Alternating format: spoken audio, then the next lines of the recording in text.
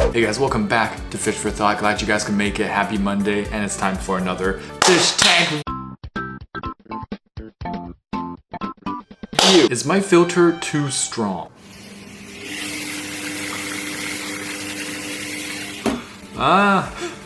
You know, everybody's different, you know what I mean?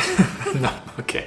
No BS, this filter is way too strong. Especially for that size of a tank. Did you buy this tank as a set, or like what happened here? This filter looks like it's rated for like a freaking steamboat, okay? It looks like a boat motor trying to get you across the Pacific. But your tank looks like a 5-gallon or 3.5 gallon. I mean, just look at all that whitewater. You might as well be whitewater rafting with these fish. And apparently, this thing blew up on Reddit and became a subreddit sensation. Yes, extremely so. And it totally looks like a troll post. If you can lower it, then definitely try. I'm out at the moment, so will they be okay for about 2 hours? It's looking even more like a troll post now. They have to endure this, these poor fish, for 2 hours. Where did you go? I hope you went out to get a new filter. They will, but that crap is some sort of firefighting grade pump.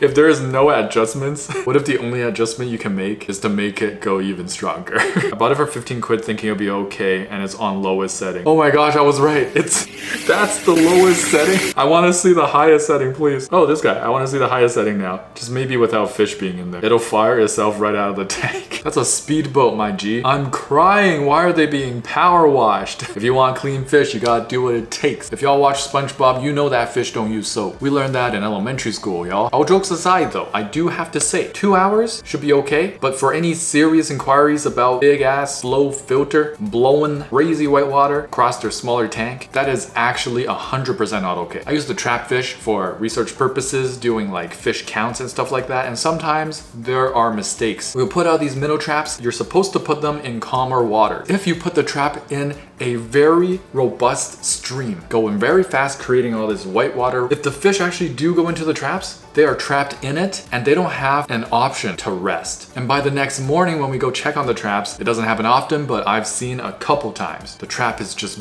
being blown in the whitewater. Sometimes there's no trapped fish in it, but when there are, they are dead. Lamau, it's a boat motor at this point. That's what I said. I actually cackle laughed. Thank you for making my day. Are those salmon swimming up river to spawn? Perfect if your tank is 10 feet long. Update, I have changed the filter. I love it that it's in all caps. I've changed the filter, guys. Please never delete this. I want to save this and come back on days I'm sad so I can get a good laugh. Don't worry, I won't. Also, I won't. So there you go. This post, this crazy filter is archived on the Fish for Thought YouTube channel forever. Unless this guy asks me to take it down. Is my filter too strong? Meanwhile, the fish. See what I mean? This has become an epidemic on our aquarium subreddit. So many posts just about this post. Is the flow in my tank too strong? Everyone's clowning. Everyone wants a piece of the pie. And this is another perspective, another look on just how strong this filter is. Holy cow. That is me after I drink a gallon of milk, I swear. I'm glad the guy knew.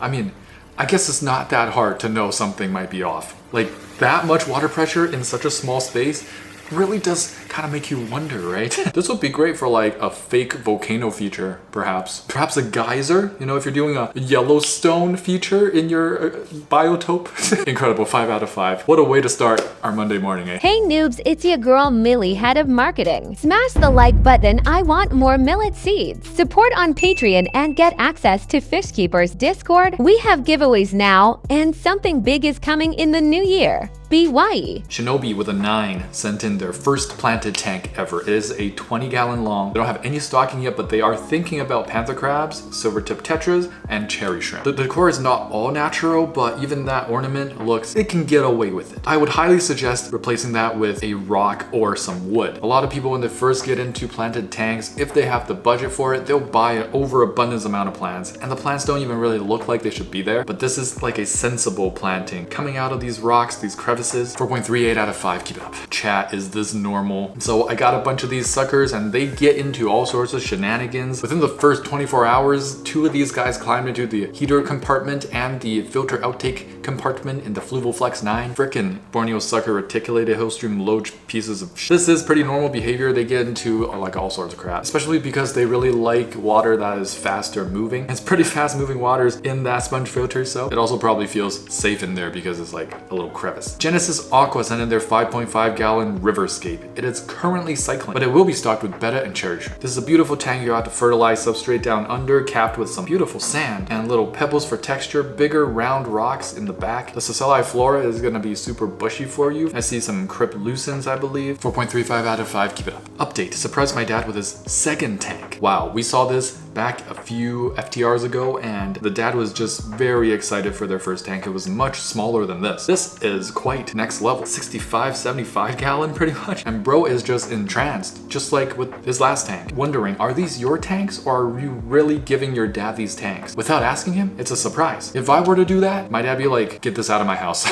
So I don't get it. How are you able to do this? I know people say like, don't have pets as surprise gifts or gifts at all because it's a pet. They have to take care of them once they're being gifted it. So I don't know how this is working. I guess it must work. Your dad loves the tanks. Is he taking care of them? Does he know how to take care of them? Is he able to take care of a 75 gallon, maybe 100 plus gallons here? And J-Rod sent in their no-tech fish bowl. They got a pair of red striped killifish and they got a mono shrimp. So the bowl looks like to be maybe 2.5 gallons, maybe 3.5 gallons. And we do see some of the killifish. There's only one pair in here. They got live plants in there sucking up the excess nitrates.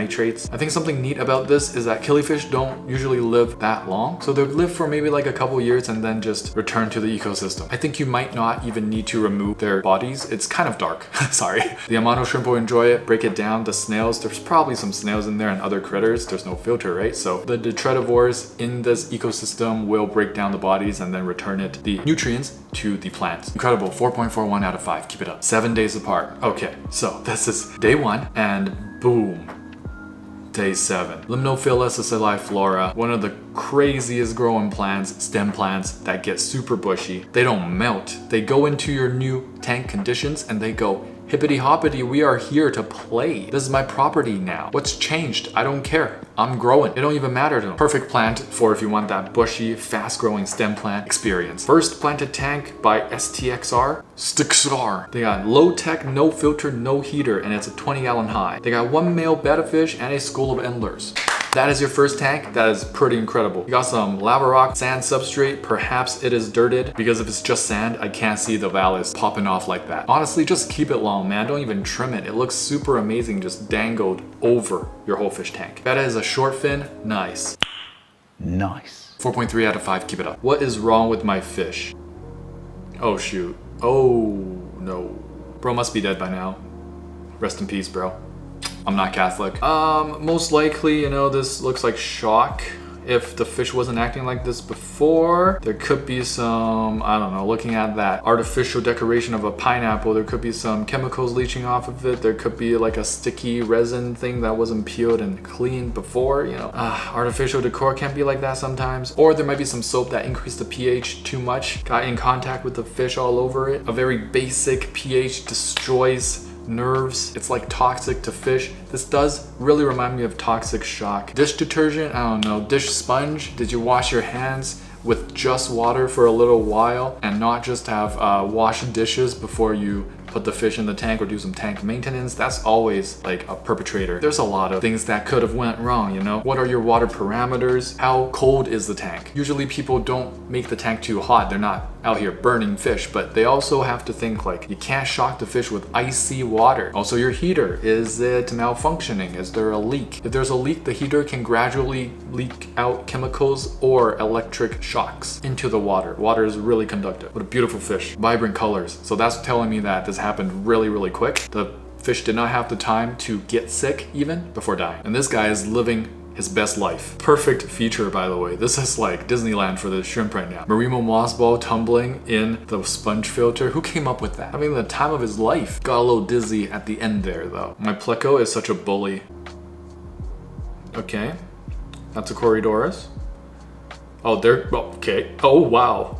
Wow. And this guy's not even full grown yet. That might be a female bristlenose plecostomus. Maybe, I believe. It's close to its largest size. Not fully adult though. And it's already got this type type of attitude. For what? I don't even see nothing. Maybe there's some leftover food molecules. Maybe just fed some bloodworms. Bro did all that for what? Try and get their lunch money. That was crazy. And these fish know not to mess with them. But these fish also know this pleco is not a real threat. They just go back to looking for food and chilling around right after. What a poser, man. Honestly, I'm stuck on what to do in this situation. I guess maybe feed the tank more. Put food in different parts of the tank so they don't get bullied out into starving. My nano tank, 96 liters. Oh man, this guy is on another level. Look at the clean glass with the, what is that? Hair grass? It's just so pristine looking. The light situation is so perfect. So many immersed plants growing out of this. This is a complete 5 out of 5. Man, this is just in your living room, it looks like. I would never take my eyes off it. I don't know what's stocked in here, but goodness gracious. It looks so natural. It just looks like they got this little patch of grass encased in this box of beauty. Convinced my manager that her 1 gallon rainbow gravel idea for an office tank was a bad idea. Yeah, that's the dream, okay? And here we are 2 months later. Holy cow, that is very different. I set us up a simple planted 10 gallon. Simple. With pygmy quarries, chili rasboras, and neocaridina shrimp. Wow, insane. That's 5 out of 5, bro. You call this simple, man? This is a true fish keeper. We got the pothos in the back. We got the moss. We got the sagittaria. We got bryophytic action all over that piece of wood. No wonder your whole team loves it. The sign of a true fish keeper in your community, in your workplace. See, if there was no fish keeper up in this workplace, that 1 gallon rainbow gravel idea would have went through and everyone would have been like, wow, cool. And a lot of bettas and goldfish would have died. But we got a fish keeper up in this crib and they just saved the day, you know. Nature and science appreciation all around town in that team. They're gonna be trying to start planted tanks for themselves. That is perfection. He only colors up when I show him this pencil that he hates. Apparently in the comments, there's a lot of other people who hate this pencil. Also, I just find it really cute and peculiar that fish and certain animals hate certain things. Like, why? What do they have to lose? Why are they hating? There's nothing that would... What are you talking about? What, the carp? Yo, I think they're striking on being fish because you're keeping these carp in a fish tank. It might be a big fish tank, but it's no pond. And carp really deserve just to be in a pond. They're striking. They're no longer going to swim around. They're not going to be fish for you. No thanks. They're like, we're not trying to impress your visitors anymore, you know? We're just gonna lie here. Lots of faith in the nightstand. Holy cow, this guy has more faith in the nightstand than a casual lukewarm congregation has faith in Jesus Christ. You gotta see it to believe it. 40 gallon tank, good condition, not for long. The food sinks. It does not stay within the ring. I tried with pellets, shrimp, bug bites, and flakes. They all sink quick. Waste of $6. What is bro talking about? Oh.